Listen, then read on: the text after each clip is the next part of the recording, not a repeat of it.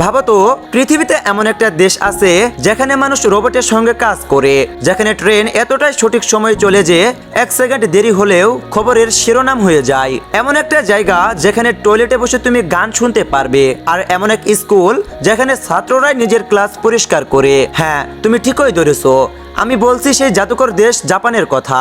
আজ আমরা ঘুরে দেখবো সেই রহস্যময় জগৎ যেখানে প্রযুক্তি, সংস্কৃতি, সুশৃঙ্খল আর মানুষের ভদ্রতা একসাথে মিলেমিশে এক অনন্য সমাজ গড়ে তুলেছে। তাহলে চলো যাই জাপানের গল্পে। জাপান হলো এশিয়ার একটি দ্বীপ রাষ্ট্র, চারপাশে বিশাল সমুদ্র, আর সেই সাগরের মাঝে যেন ভেসে থাকা এক স্বপ্নের দেশ। ছোট ছোট প্রায় 6850টি দ্বীপ নিয়ে গঠিত হলেও এ দেশের আত্মবিশ্বাস আর শক্তি অনেক বড়। প্রধান 4টি দ্বীপ হোক্কাইডো, হনশু, শিকোকো আর কিউশুনিতে মূল জনসংখ্যা বাস করে, আর দেশটির রাজধানী টোকিও বিশ্বের সবচেয়ে ব্যস্ত আর আধুনিক শহরগুলোর মধ্যে একটি। জাপানের সবচেয়ে আশ্চর্যকর জিনিস হলো এদের নিয়ম আর শৃঙ্খলা।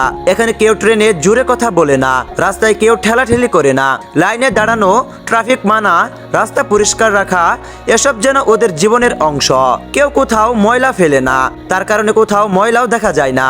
এটির একটা ছোট উদাহরণ দেই, জাপানে যদি বাস 1 মিনিট দেরি করে ফেলে তাহলে চালক যাত্রীর কাছে ক্ষমা চায়। জাপানের স্কুলের কথা বললে এখানে ছাত্ররাই নিজের ক্লাস ঘর ঝাড়ু দেয়, টেবিল গুছিয়ে রাখে, এমনকি টয়লেট পরিষ্কার করে। এতে করে ছোটবেলা থেকেই তাদের শেখানো হয় নিজের কাজ নিজে করতে হবে আর সবাইকে সাহায্য করতে হবে। জাপানের প্রযুক্তির কথা বললে মনে হয় যেন আমরা ভবিষ্যতের মধ্যে ঢুকে পড়েছি।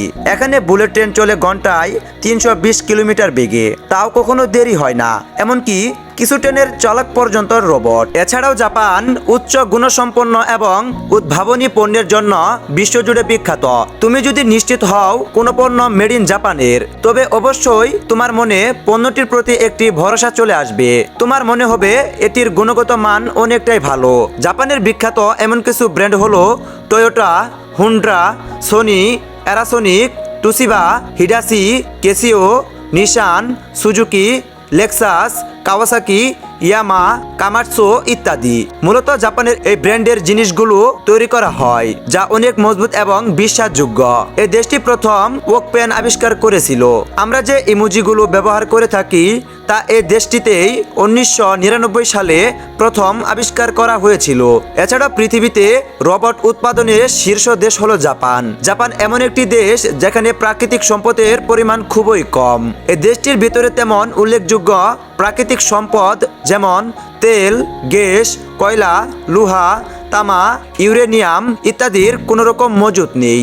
এরপরেও জাপান পৃথিবীর বুকে চতুর্থ অর্থনৈতিক দেশ হিসেবে পরিচিত হয়েছে এবং জাপান আধুনিক প্রযুক্তির দিক থেকেও পৃথিবীর শীর্ষস্থানে জায়গা দখল করে নিয়েছে। তবে জাপান শুধু প্রযুক্তির দেশ না, ওদের সংস্কৃতি আর ইতিহাসও অনেক গভীর। হাজার হাজার বছর আগের ইতিহাস, রাজা বাদশাহ, সুমারাই যোদ্ধা, পুরনো মন্দির সব এখনো সুন্দরভাবে রক্ষা করা হয়েছে। সুমারাই ছিল জাপানের এক বিশেষ শ্রেণীর যোদ্ধা যারা খুব নিয়ম মেনে চলতো, খুব সাহসী ছিল আর সম্মানের জন্য জীবন দিতেও প্রস্তুত থাকতো। এই মানসিকতা আজও জাপানি সমাজে দেখা যায়। দ্বিতীয় বিশ্বযুদ্ধে হিরোশিমা ও নাগাসাকিতে যখন পারমাণবিক বোমা পড়েছিল তখন মনে করা হয়েছিল জাপান আর কোনোদিন উঠে দাঁড়াতে পারবে না, কিন্তু তারা হাল ছাড়েনি। পরিশ্রম আর সুশৃঙ্খলের মাধ্যমে আবার দাঁড়িয়ে গেছে। আজ তারা বিশ্বের সেরা দেশগুলোর একটি। জাপানের খাবারের কথা না বললে তো চলেই না। এখানে খাবার শুধু খাওয়ার জন্য না, এটা একটি আর্ট। সুশি ভাত আর কাঁচা মাছ দিয়ে তৈরি এক অসাধারণ খাবার।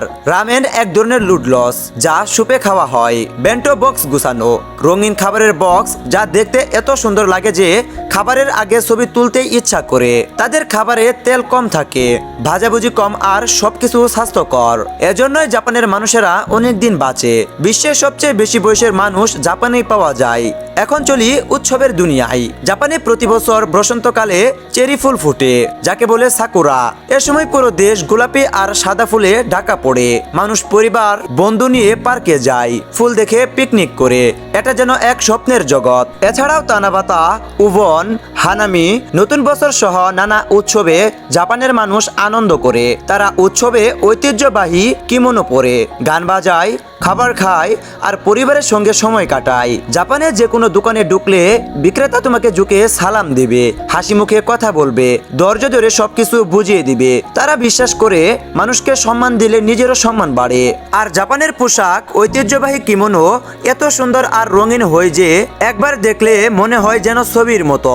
যদিও আজকাল মানুষ আধুনিক পোশাক পরে, কিন্তু উৎসবে এখনো জাপানের লোকরা কেমন পরে উৎসব করে। তবে একটা দিক আছে যেটা অনেকেই জানে না, জাপানে প্রায় ভূমিকম্প হয়, বছরে কয়েকশো ছোট বড় ভূমিকম্প হয়, কিন্তু তবুও ক্ষয়ক্ষতি হয় খুব কম, কারণ তারা প্রস্তুত থাকে।